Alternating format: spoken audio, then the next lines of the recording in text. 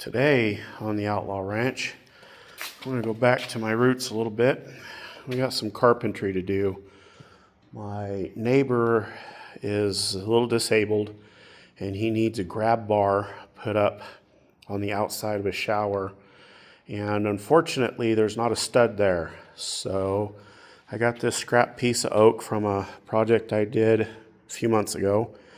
I'm going to cut it down. We'll router all the edges and burn it and clear it, and we'll put it across the wall from stud to stud because there's no studs where that grab bar handle needs to go. In this way we can help match some of his cabinets, at least as best as I can, without actually having the right stains. So stand by, folks. We're going to get this ripped down and we'll start routering it and try to make this look like a nice finished product. Okay, what I've done is taken my handy worm drive skill saw. Those are the best saws ever made.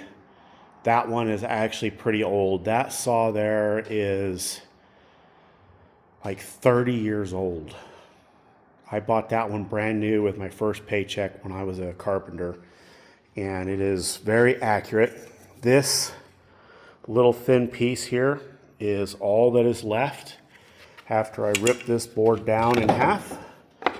And if I put it there, you can see it is perfect all the way across. So we got that board ripped as close to perfect as we can get here without using a table saw. So next thing we got to do is cut these boards to length. I'm going to go over to the neighbor's house, make sure I get these cut at the exact length, just in case that trim and sheetrock isn't the same top to bottom.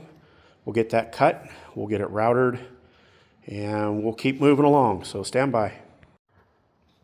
Okay, we got these cut to length, and if I line up the edge here, you'll see that one is just a hair longer than the other.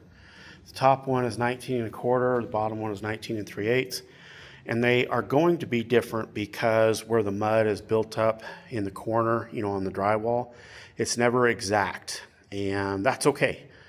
We'll just cut these to the right size, and next step is the router. So I got to find which side I want to be my finish side, and I'll get it routed. Stand by. Okay, we got both of them routed. You see it's just a simple little undercut all the way around.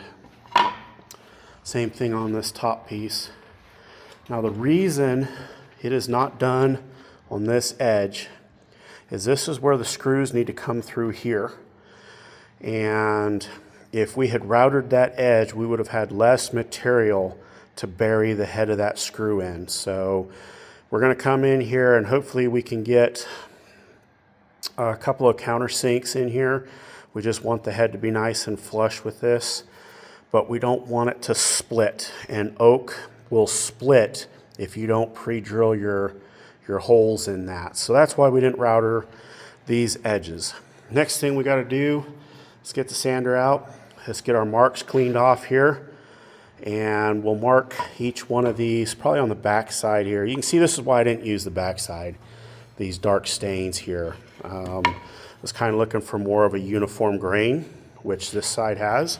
So let's get them sanded up, and then we'll get to burning them. Stand by. All right, y'all. You can see it's nice and shiny now.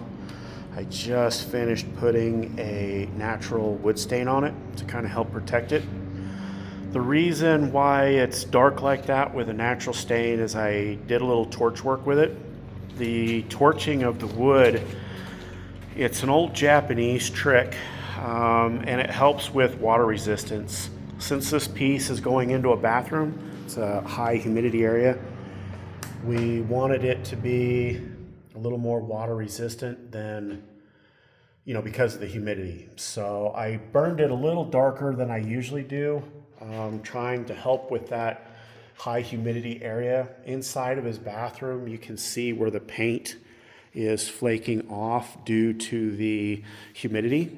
And so I kind of took that as a hint. The other thing is his cabinets are really dark. They're even darker than this. And I was trying to make it match as best as I could with the stuff I have. This is just a favor. Yeah, there's no money exchanged or anything. This is just something to do to help a neighbor, and that's the right thing to do. You help your neighbors when they're in need. So we're gonna wait for this to dry, and then we'll head over, we'll countersink our holes, and hopefully we can get this fastened up nice and solid. So stand by. We got a little bit more work to do. I probably won't film in his house, and the reason is because it's not mine, and we try to keep people's stuff private. So this might be the end of this video. I know it's short and sweet. There's really nothing to it here.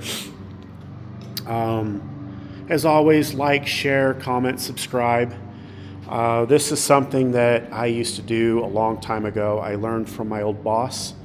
He was a general contractor, and it was a great experience. So big thank you to him and for teaching me these skills.